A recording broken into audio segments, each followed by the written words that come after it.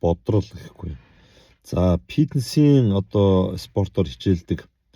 За бүсгүйчүүд бол өөрсдийнхөө одоо нэг хөгжүүлсэн булчингаа бос одоо ингэж хөдөлмөрлөх юм бол ийм болдгийн шүү гэдгээ бусдаа үзүүлэх гэж за өгзөгнийхөө буюу одоо хүний биеийн хамгийн том булчингийн зураг олон нийтийн сүлжээнд тавьдаг гэж миний хувьд ойлгодог.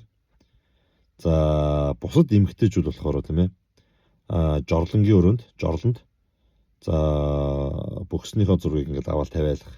Тэгээ тэр хүмүүсийг болохоор яах гэж тавьд юм бол гэдгийг бодоод ойлгодгүй.